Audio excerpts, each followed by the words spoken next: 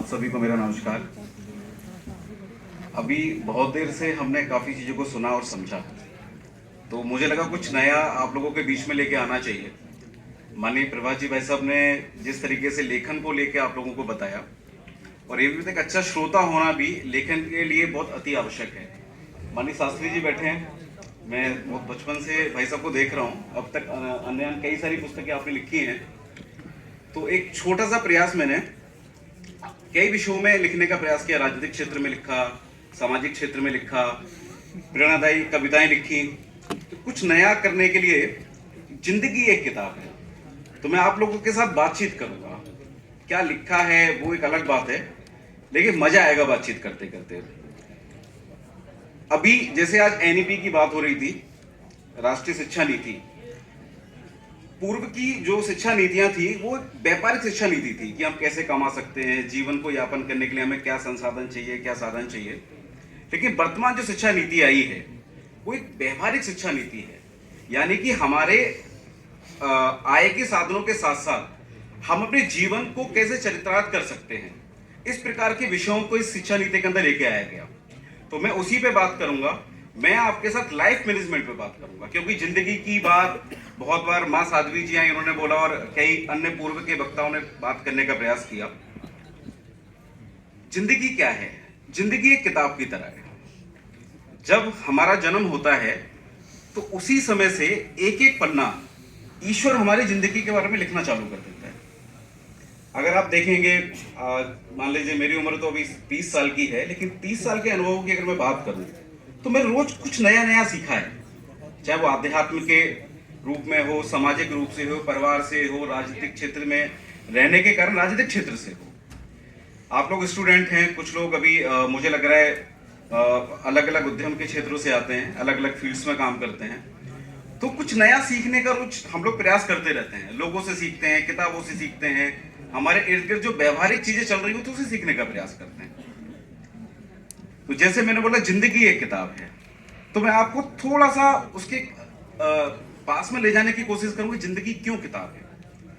हमारी जिंदगी में रोज नए अनुभव आते हैं, उन अनुभवों से हम लोग कुछ ना कुछ समझना सीखने का जब प्रयास करते हैं तो वही हमारे प्रश्न हैं, वही हमारे जीवन हम उन चीजों को लिखते हुए जा रहे हैं। कहीं मैंने उसको किताब में और पन्नों पे लिखने का प्रयास किया, आप लोग अपने विवेक में लिखने का प्रयास करते होंगे। तो उसके कुछ पहलू हैं, जैसे लीडरशिप। हमें लगता है कि कैसे अपने आप को आगे बढ़ाया जा सकता है। जब हम खुद का नेतृत्व करेंगे तो मुझे लगता है कि आप जो पाना चाहते हैं बहुत आसानी से आप पालेंगे। यानी कि सेल्फ लीडरशिप बहुत जरूरी है आज के समय। हम लोग अलग अलग स्पीकर्स को सुनते हैं कि ऐसे अपने जीवन को चेंज कर दीजिए, वैसे अपने जीवन को चेंज कर दीजिए। हमारे पास ईश्वर ने, क्योंकि हमने भारत में जन्म लिया है, भारतीय संस्कृति में हम लोग पले बड़े हैं, तो हमने गीता हमें अपने उसमें मिली, विरासत में मिली, रामायण हमें विरासत में मिली। तो हमें बहुत कुछ सीखने समझने के लिए हमारे परिवारों में चीजें चलती आ रही थी। दूसरा है हमारा दृष्टिकोण। दृष्टिकोण क्यों? क्या होता है जब हम चीजों के बारे में जानने का प्रयास करते हैं, व्यक्ति के बारे में जानने का प्रयास करते हैं, या किसी अन्य चीज के बारे में जानने का प्रयास करते हैं, दृष्टिकोण अपना बनाते हैं। तो या तो पॉजिटिव हो सकता है या वो नेगेटिव हो सकता है। तो मेरा हमेशा से मानना है कि आप पॉजिटिव दृष्टिकोण की तरफ बढ़िए। नकारात्मक चीजों से जितना आप दूर रह सकते हैं उतना दूर रहने का प्रयास करिए। एक है, कई बार हम संतुष्ट नहीं हो पाते। हमें लगता है आज हमें ये मिला है, ये थोड़ा कम था, हमें कल और कुछ ज्यादा मिलेगा, वो भी हमें कम लगेगा। तो मेरा इस पे यही मानना है कि जो आज हमें मिला है हम उससे संतुष्ट हो जाएं और नए काम के लिए प्रयास करें। असफलता मिलती है कोई बात नहीं है, फिर सफलता की ओर प्रयास करेंगे। तो जिंदगी ऐसे धीरे धीरे बढ़ना चालू कर देती है। हम लोग स्टूडेंट हैं, कई बार मैं तो हमेशा कहता हूँ, जब मैं पीएचडी कर रहा था तो मुझे एक एहसास हुआ कि मैं अब हार और जीत से बाहर जा चुका हूँ। मुझे फेल और पास होने का डर नहीं है, बस मुझे जो काम करना है वो काम मैंने करके दिखा दिया है। तो मैं छात्रों से इतनी बात करता हूँ कि जब वो कुछ भी करें अपना बेस्ट दें और हार से कभी ना डरें। अगर हार से डर गए तो जीत नहीं पाएंगे। हार का सामना करना है, हार से डरना नहीं है। तीसरी बात है, हमारे पास एक बहुत बड़ी चीज ईश्वर ने हमें दी है, वो शायद बहुत कम लोगों के पास में, वो है यादें, मेमोरी। यादें क्यों? यादें आपको कुछ चीजें सिखाती हैं, आपको स्टोरी देती हैं, आपके पास कहानियां होती हैं खुद को जानने के लिए, खुद को पहचानने के लिए। अगर यादें नहीं होंगी तो आप कभी खुद को समझ नहीं पाएंगे आपने पिछले पास्ट में क्या किया, आपने अच्छा किया कि बुरा किया। आपको खुद को समझने के लिए यादों का होना बहुत जरूरी है।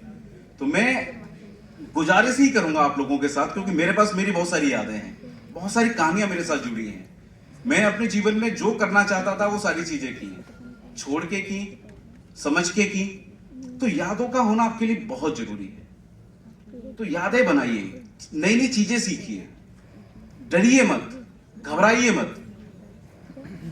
मैं अगर अपने बारे में बात करूं तो मैं बहुत एक साधारण सा लड़का हूं। आगरा की गलियों से आया। आगरा की ऐसी गलियां जहां लोग आपस में डरते थे कन्वर्सेशन करने में, संवाद करने में डर लगता था कि कैसे करेंगे यार, दुनिया बहुत बड़ी है। लेकिन खुद के अंदर एक विश्वास पैदा किया। लोग कहते हैं मिरर के सामने बोलना सीखिए। मैं छोटी छोटी अपनी वीडियोस बनाता था, उसमें बहुत कमेंट आते थे, कितनी भद्दी आवाज है, कितना बोलना नहीं आता है, अस्पष्टता है। मैं डरता नहीं था, मैंने कोशिश की, और जो मुकाम मेरे हैं मैं उनको धीरे धीरे प्राप्त करता जा रहा हूं। मुझे डर नहीं लगता कुछ खोने से। जो जाएगा वो जाएगा, जो मेरे भाग्य में लिखा है मुझे मिल जाएगा। लेकिन मैं प्रयास हर रोज करता हूं। जब मैं उठता हूं तो मेरे दिमाग में एक ही बात होती है कि मुझे कैसे जो मेरा लक्ष्य है आज का मुझे प्राप्त करना है। दूसरा है, माननीय प्रधानमंत्री जी हमेशा बोलते हैं कि घूमने जाइए, घुमक्कड़ी करिए। और मैं नौजवानों के लिए स्पेशली बोलना चाहता हूं कि जिसने घुमक्कड़ी नहीं की है तो आपने अपने जीवन का बहुत समय अभी तक व्यर्थ कर दिया है। आपको घूमने जाना चाहिए, यादों को बटोरना चाहिए। और घुमक्कड़ी का मतलब हमारे सामने बहुत सारे उदाहरण है। राहुल साकृतान आपने नाम सुना होगा। कितने लोगों ने सुना है राहुल साकृतान का नाम? आपको पता है उन्होंने कितने धर्म चेंज किए, कितने देशों में यात्राएं की, कितनी भाषा उनको आती थी। और वो एक कहां से आते थे? उत्तर प्रदेश के एक छोटे से जिले से, जिस जिले का नाम हमें डर लगता है सुनने में आज की यार, बस आजमगढ़ तो आज मतलब सबके नजर में रहता है आजमगढ़ साहब। लेकिन वहां से निकल के वो वोल्गा तक गए, रशिया तक गए, रशिया से गंगा तक की उन्होंने यात्रा की, भूटान गए, तिब्बत गए। तो मेरा हमेशा है कि अगर आप घुमक्कड़ी करते हैं तो आपके अंदर के बहुत सारे डर खुद खत्म हो जाते हैं, क्योंकि आप डे टू डे नई नई चीजें सीखते हैं, नए चैलेंज आपके सामने होते हैं। मैं एक जीरो बजटिंग ट्रेवलिंग की बात करता हूं। मैंने खुद की है इसलिए आपको बता पाऊंगा। आपकी जेब में पैसा नहीं है, आपको लगता है घूमने जाना है, जाइए, कोई आपको रोकने वाला नहीं। आप पैदल घूमिए, साइकिल पे जाइए। मेरे पास इतने अनुभव हैं। एक छोटी सी घटना, वो शायद मेरी जिंदगी का बहुत बड़ा मोड़ था कि मुझे बहुत कुछ सीखने के लिए उसमें मिला। भारत की ग्रामीण परिवेश की जब हम बात करते हैं, ये यादें हैं मेरी, और यही आपको अपने तक डेवलप करनी है। तो मैं राजस्थान के एक छोटे से गांव भरतपुर में, सैनावली एक गांव पड़ता है। मैंने दिल्ली से अपनी यात्रा चालू की थी।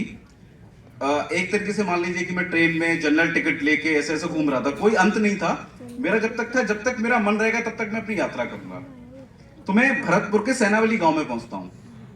शाम का समय हो रहा होता है। स्वाभाविक सी बात थी कि मैं जीरो ट्रैवलिंग यात्रा कर रहा था, कम से कम खर्चे में मुझे जीना था।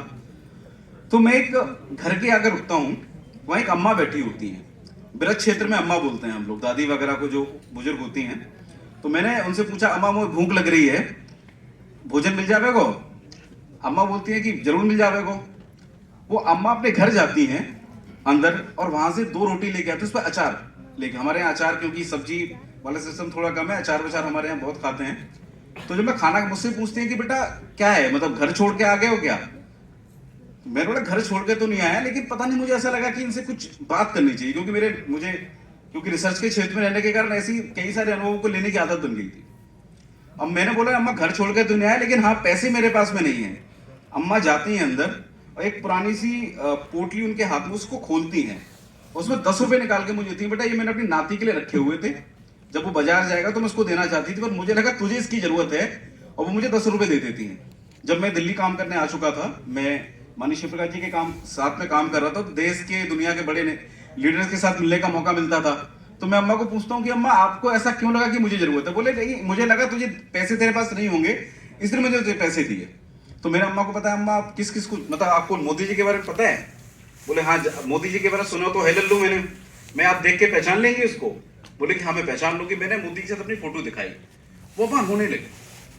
तो उसको रोते रोते मुझे एक अनुभव आया कि यार वो 10 रुपए उसने अपने नाती के लिए रखे हुए थे और उसको लगा कि एक अनजान सा लड़का मुझसे खाना मांग रहा है, उसको जरूरत है, उसने 10 रुपए मुझे निकाल के दे दिए। सोचिए, क्योंकि गांव में पैसा मतलब सामान तो बहुत होता है, लेकिन गांव की महिलाओं के पास आज भी पैसे नहीं होते।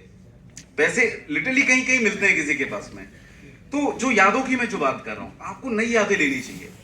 फोटोग्राफी मेरा बहुत बड़ा शौक रहा है। मेरे एज अ शौकिया बताऊंगा आपको, मैंने विवाहों में बहुत सारे फोटोज खींचे हैं। जैसे आजकल तो सुनने में आता है कि किसी को पीट दिया, कोई खाना खाने चला गया, मैं अपने साथ एक कैमरा रखता था और जब कोई किसी की शादी हो रही होती तो मैं चला जाता था और उनके फोटोज खींचता था। और फोटो उसको एक फिर बाद में एक एल्बम बना के दे देना। बाद में फिर मुझे लगा कि वाइल्ड लाइफ फोटोग्राफी करनी चाहिए, तो मैं जंगलों में, पहाड़ों में, उत्तराखंड, नॉर्थ ईस्ट पूरा मेरा रमा हुआ है। और बिना किसी काम के कोई भी ट्रेन पकड़ी, किसी जगह जाना था, वहां चले गए। तो जीवन में आपको क्या करना है, कभी कभी अनौपचारिक चीजों को करते रहना है, तो हो सकता है कि आपको कुछ नया मिल जाए। मैंने अब तक अपने 10 प्रोफेशन चेंज किए हैं, 10, और जो मैं करना चाहता था वो सारी चीजें की है मैंने। मैं आर्मी में जाना चाहता था तो आर्मी में नहीं जा पाया, कोई बात नहीं, मैंने एनसीसी ज्वाइन की। एनसीसी में मैं ABC तीनों सर्टिफिकेट किए। और अभी जो फर्स्ट एलुमनाई माननीय प्रधानमंत्री जी ने बनाया, उसमें 22 लोग थे। जो फर्स्ट बैच निकला उसमें नेशनल अचीवर अवार्डी हूं मैं। क्यों? क्योंकि मुझे लगता था आर्मी ज्वाइन नहीं कर पाया, कोई बात नहीं है, मुझे हथियार चलाने सीखने थे। आज मैं उस एनसीसी में रहने के कारण ऐसा कोई वेपन नहीं है जो ना चलाया हो। तो कभी कभी आपको तय करना होता है। मुझे राजनीति में जाना था, मैंने बोला कि मैं आगरा की गलियों से आया हूं। आगरा में भी ताजगंज जैसी जगह है जहां आज भी लोग, बहुत कम पढ़े लिखे लोग मिलते हैं। लोगों की जिंदगी एक है कि कोई व्यापार कर लिया, कोई काम कर लिया, एजुकेशन बहुत दूर की बात है। उस गलियों से निकल के मैंने डॉक्टरेट कंप्लीट की। मेरे घर वाले भी नहीं सोच पाते थे कि आज तक ऐसा कर लेगा कभी ये लड़का। लिखना चालू किया, जैसे क्योंकि प्रभात जी भाई सब तो बहुत सीनियर आदमी हमारे बता रहे थे कि लेखन आपको ताकत देता है। लेखन अगर आप नहीं बोल पाते, कई बार क्या होता है कि जैसे मेरे मतलब एक साई था, कोई मेरे घर में रिश्तेदार आता था तो मुझे बड़ा डर लगता था, मैं घर में छुप जाता था या सामने नहीं आता था, मैं कन्वर्सेशन नहीं कर पाता था, डायलॉग नहीं कर पाता था। मुझे लगता है यार ये क्या सोचेंगे मेरे बारे में, पता नहीं है। लेकिन जब मैं लिखना चालू किया तो मैंने अपनी सारी चीजों को अपनी लेखनी में उतार दिया। आज आपके सामने बोल पा रहा हूँ क्योंकि बोलने के लिए बहुत कुछ मेरे पास में है। तो कहानियां लिखिए, अपनी जिंदगी की यादों को कहानियों में बदलिए, लिखने का प्रयास करिए। कोई बात नहीं है, आप तो पढ़ेंगे ना, कोई नहीं पढ़ेगा, कोई परवाह मत करिए। जीवन में जिसने परवाह की वो कभी आगे नहीं बढ़ पाया। परवाहों से बचिए। लोग क्या सोचेंगे सोचने दीजिए, लोगों का सोचने का काम है, हमारा करने का काम है। दूसरा है, देखिए, क्योंकि मैं राजनीति में हूं और शास्त्री जी वैसे भी राजनीति में, और कई सारे लोग राजनीति में बैठे होंगे, हम लोग भाग्य पे बहुत विश्वास करते हैं। सही कह रहा हूं मैं सब? समय और भाग्य हमारे यहां बड़ा कैलकुलेशन पे चलता है। आप कितने ही योग्य क्यों ना सही और आप कितने ही अयोग्य क्यों ना सही, अगर आपके भाग्य में है, आपके समय में है, वो चीज आपको कब मिल जाएगी आपको नहीं पता है। आप कहां से कहां चले जाएंगे, आप राजा भी बन सकते हो, कभी वक्त आएगा तो रंक भी बन सकते हैं। तो हम लोग भाग्य पे बहुत विश्वास करते हैं। लेकिन क्योंकि मैं कृष्ण को मानता हूं और कृष्ण हमेशा कहते हैं कर्म करो, भाग्य अपने आप बनेगा। आपको कर्म करना है, जो आप चाहते हो उसकी तरफ बढ़ो। आपको सक्सेस मिलेगी कि अनसक्सेस मिलेगी, चिंता मत करो। आप अपना भाग्य खुद लिखो। जब खुद आप अपना भाग्य लिखेंगे तो हो सकता है वो चीज आपको मिल जाए, आपको हासिल हो जाए। दूसरी बात है, चीजों को टालिए मत। कई बार क्या हम लोग, क्योंकि यूथ है ना, हमें लगता है यार कल कर लेंगे, क्या रखा है। अभी मोबाइल की बात चल रही थी तो मैं कभी कभी आईफोन पे देखता हूँ स्क्रीन टाइम में दिखा था कि हमने फेसबुक पे 3 घंटे दिए साहब, व्हाट्सएप पे 2 घंटे दिए, लेकिन एक भी काम की चीज उसमें कुछ भी नहीं की। तो मेरा कहना है कि उस समय को थोड़ा कट करके किताबों की तरफ आइए। किताब आपकी इतनी अच्छी दोस्त हो सकती है, आपको महसूस होगा कि आप कब चेंज होने लग गए, कब आपके अंदर नए परिवर्तन आने लग गए। दूसरा, वापस मैं आता हूं, टालिए मत। क्यों नहीं टालिए? जो चीज आज करनी है ना, वो आज ही करिए। ठीक, समय कम है तो मैं और शॉर्ट में चीजों को करने का प्रयास करूंगा। दूसरा है मन की शक्ति। अपनी मन की शक्ति को इतना मजबूत करिए कि आपने ठान लिया कि आपको एवरेस्ट फतेह करना है, आप आगे बढ़ जाइए। वो सबमिट होगा नहीं होगा चिंता मत करिए। इसलिए पॉजिटिव रहिए। मतलब मन की शक्ति से मेरा आग्रह है कि हमेशा पॉजिटिव रहिए। नेगेटिव थॉट से जितना दूर आप जा सकते हैं उतना दूर जाइए, अपने आसपास का एटमॉस्फेयर पूरा चेंज कर दीजिए। मेरे ऑफिस में आप आएंगे, पेड़ पौधे ये सारी चीजें आपको मिलेंगी, किताबें मिलेंगी। जब आदमी आपके पास बहुत निराशा, क्योंकि राजनीतिक क्षेत्र में हर आदमी आपके पास सिर्फ कुछ मांगने आता है, क्योंकि हम भी किसी के पास हम भी मांगने जाते हैं। तो आपको तैयार रहना है, उसके साथ लड़ना नहीं है, उसको सुनना है, उसकी अगर समस्या का समाधान अगर आपके पास में है तो उसका प्रयास करना है। आत्मविश्वास अपना बढ़ा के रखिए, क्योंकि आत्मविश्वास से बड़ी ताकत आपके पास कुछ हो नहीं सकती। दूसरा, ये करंट टॉपिक चल रहा है कोटा के अंदर, 5 मिनट लूंगा मैं, 5 मिनट अपनी बात समाप्त करने की कोशिश करूंगा। आत्महत्या, मेरा बहुत बड़ा रिसर्च है इस पे। अगर कभी किसी को लगे इस पे बात करनी है तो मैं आग्रह करूंगा आप कभी मेरे साथ बैठिए।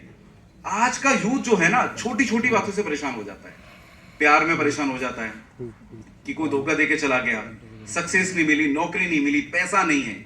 मेरा कहना ये बहुत छोटी बातें हैं। खुद के सपनों को बड़ा रखिए, कभी आपके अंदर ख्याल ही नहीं आएगा। अपने आप को इतना व्यस्त कर लीजिए अपने सपनों के लिए कि कभी आपके अंदर आत्महत्या जैसी तुच्छ चीज का ख्याल भी ना आए, क्योंकि ये आपके अस्तित्व का अनादर है। कोई बहुत बड़ी बात नहीं है, क्या पड़ेगा परलोक में जाके, किसी ने कोई देखा नहीं है, उस तरफ चिंता ही मत करिए। दूसरा है संवाद, क्योंकि प्रभाजी वैसे ने बोला कि संवाद बहुत जरूरी है।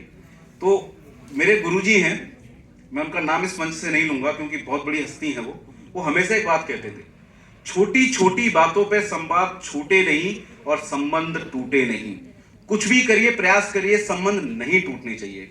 अपने स्तर पर तो बिल्कुल भी नहीं टूटनी चाहिए। अगर कोई सामने वाला जा रहा है अलग बात, उसको जाने दीजिए, लेकिन खुद कभी प्रयास मत करिए। देखिए, मैंने बोला कि मैं कुछ नई बातें करूंगा, मैं जो चीजें बोलने के लिए बहुत सारी बातें हैं, क्योंकि साहित्यिक आदमी हूं तो कहने के लिए चीजें मेरे पास में है। एक टॉपिक और मैं आपसे बोलना चाहूंगा, सेल्फ इंटरव्यू, आत्म साक्षात्कार। जीवन में आपको खुद को समझने के लिए उससे बड़ी ताकत कुछ नहीं। मेरी एक किताब, जो जिंदगी की किताब है, यहाँ नहीं दिखाई दे रही है, आप उसको जब पढ़ेंगे तो मैंने अपना सेल्फ इंटरव्यू लिखा है, खुद से खुद के सवाल लिखे कि मैंने सारी चीजें क्यों की। मैं फोटोग्राफर बनना चाहता था, मैं बना, फिर मुझे लगा कि मुझे नहीं करना, छोड़ दिया मैंने। मैं व्यापारी बनना चाहता था, मेरा दोस्त यहाँ बैठा है परवेंद्र, हम लोगों ने सोलर के लिए काम किया, बाद में लगा नहीं यार व्यापार मेरे लिए नहीं, छोड़ दिया।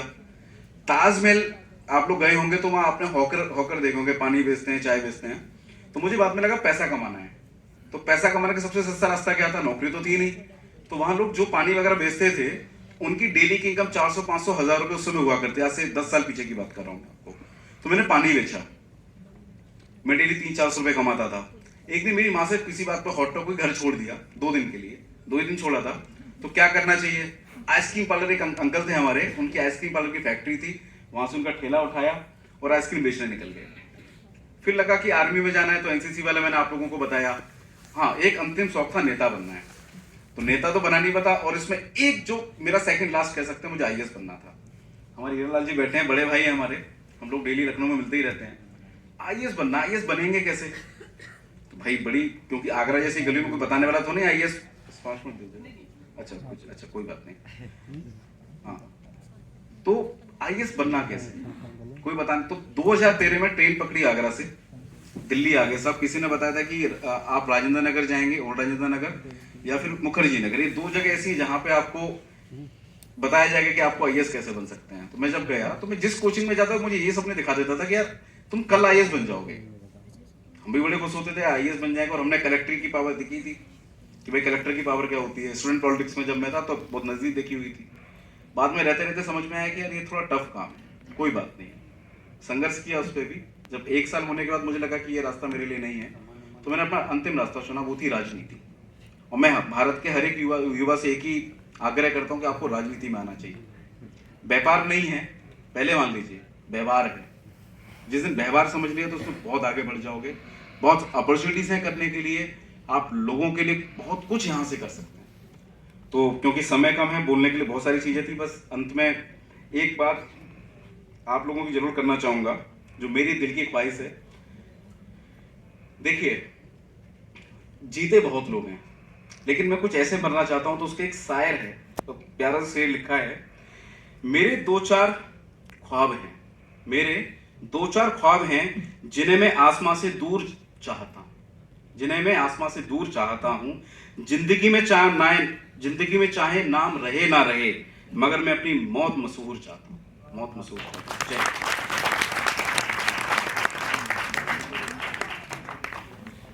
बहुत अच्छा आपने सुना बघेल जी से उनकी पुस्तक के बारे में। अभी हमारा अगला सेशन शुरू होने जा रहा है। मैं आग्रह करूंगा आदरणीय श्री गिरीश्वर मिश्र जी से, वो कृपया मंच पर आए। आदरणीय श्री धनंजय जी से वो मंच पर आए। आशुतोष जी कृपया मान्य